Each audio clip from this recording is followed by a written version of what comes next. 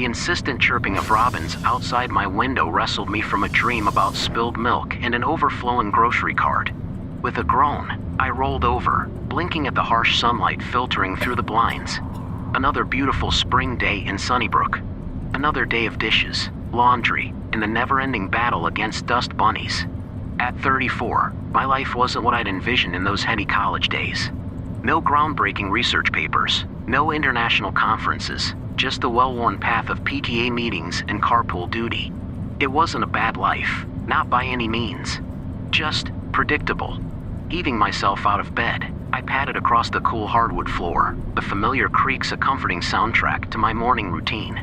A mug of coffee, the local news droning in the background, a quick scan of Facebook to see what everyone else's perfect lives looked like today. The news was the usual. Traffic updates, school board squabbles, the annual bake-off fundraiser. Then, a small segment caught my eye. A local historian, a man named Professor Elmwood, was giving a lecture on the history of Sunnybrook. Apparently, the town wasn't always the picture-perfect suburb it was today. There was a darker past, a time before the development boom, before neatly manicured lawns and cul-de-sacs. Curiosity piqued. I grabbed my sneakers and headed out for my daily walk. The crisp spring air invigorated me, the scent of freshly cut grass mingling with the sweet perfume of blooming lilacs.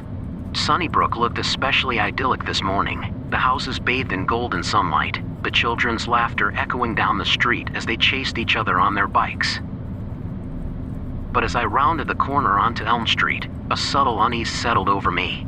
Carved into the bark of a majestic oak, once a centerpiece of someone's front yard, was a strange symbol.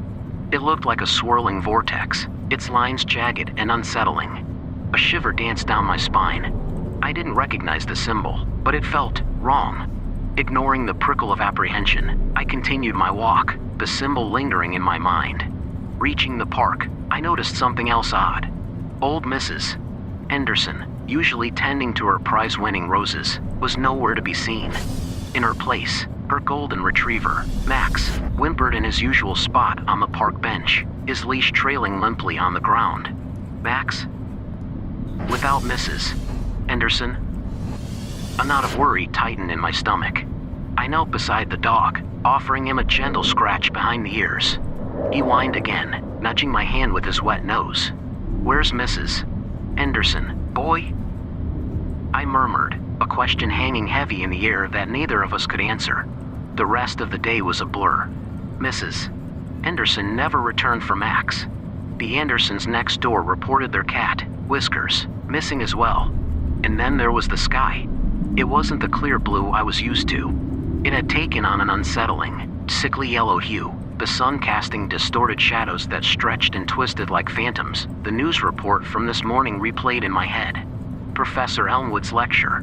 Something about a forgotten past, a dark secret buried beneath the manicured lawns of Sunnybrook. A cold dread filled me. What if it wasn't just history? What if that darkness was waking up? Driven by a newfound urgency, I decided to attend Professor Elmwood's lecture that evening. Maybe, just maybe, the answers to Sunnybrook's strange happenings lay in its buried past. The stuffy lecture hall felt oddly oppressive as I settled into a creaky wooden seat. Professor Elmwood, a wiry man with a shock of white hair and eyes that held a lifetime of knowledge, cleared his throat and began speaking.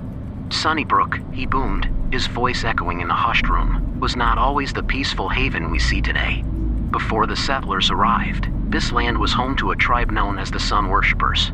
They revered a powerful entity, a being of pure energy they called the Golden Maw. A tremor ran through me. The swirling symbol etched onto the oak tree. It matched the professor's description of the Sun Worshippers' sacred symbol. My heart hammered against my ribs. Professor Elmwood continued, painting a picture of a thriving civilization abruptly brought to its knees. He spoke of a failed ritual, a sacrifice gone wrong, and a malevolent entity imprisoned beneath the very ground we walked on. They say the Sun Worshippers erected a series of monoliths, imbued with powerful magic, to keep the Golden Maw at bay, Professor Elmwood explained. But with time, their knowledge faded, their language lost. The monoliths became nothing more than curious landmarks, their purpose forgotten. He paused, his gaze flickering across the audience. But, he continued, his voice dropping to a low growl. Legends have a way of resurfacing, and whispers tell of a tremor felt last night, strong enough to dislodge a few stones. Stones that once formed part of a forgotten monolith. My breath caught in my throat. The tremor I hadn't even noticed. Could it have weakened the prison holding this monstrous entity?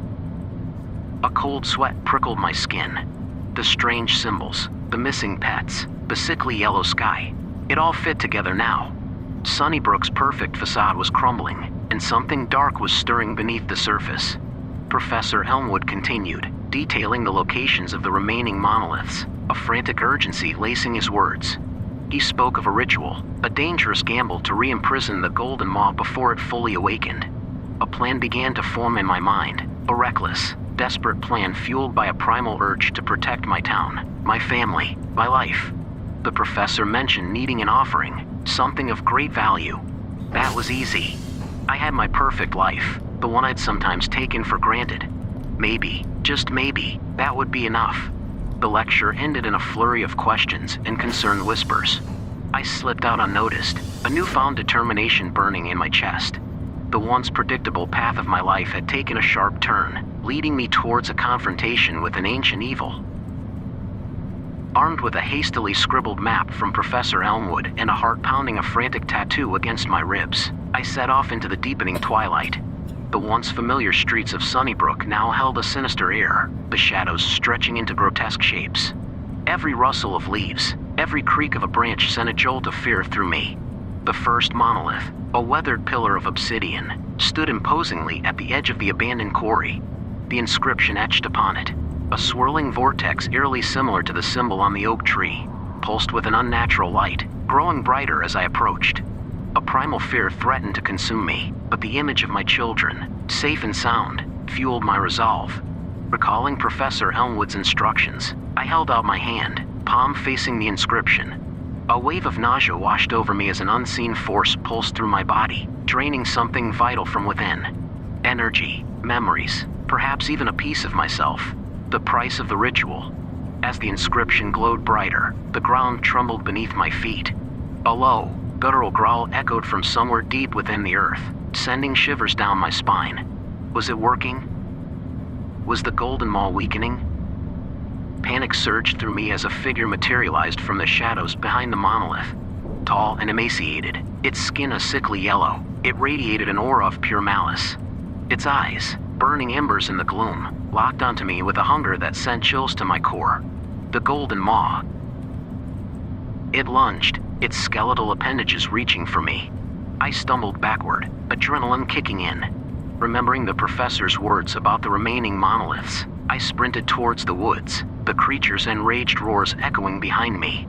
The night became a blur of desperate running, the creature relentlessly pursuing me. I reached the second monolith, a moss-covered stone archway hidden deep within the woods. With trembling hands, I repeated the offering, the energy drain even more intense this time. The archway pulsed with a blinding light, momentarily repelling the golden maw. But I knew it wouldn't last. There was one final monolith, the most powerful, located in the heart of the old cemetery. My legs ached, my breath rasped in my lungs, but I pressed on, driven by a desperate hope. The cemetery gates creaked open with an ominous groan. Headstones loomed like silent sentinels in the pale moonlight. Finally, I spotted it. A massive, ancient stone slab etched with intricate symbols, radiating a potent energy. But so was the golden maw. Reaching the monolith, I felt its dark presence engulfing me. With a final, desperate act, I pressed my palm against the inscription, pouring everything I had left into the offering. The world went white. When my vision cleared, I was lying on the cold, damp ground. The sky, thankfully, was a normal blue again. The golden maw was gone. The air crackled with a returning sense of normalcy, exhausted but strangely exhilarated. I pushed myself upright. Had it worked? Had I saved Sunnybrook? A figure emerged from the shadows of the mausoleum. Professor Elmwood. Relief flooded my face. "You did it," he rasped, his voice hoarse. "You weakened the golden maw enough for the monoliths to contain it." He placed a weathered hand on my shoulder. "You are a hero, Sarah. A hero who may never be recognized, but a hero nonetheless." A wave of fatigue crashed over me. The ordeal had taken its toll. Professor Elmwood helped me to my feet, and together, we walked out of the cemetery, leaving behind the horrors of the night and the secrets it held. The next few days were a blur. News reports mentioned a strange tremor and some unexplained power outages, but nothing more.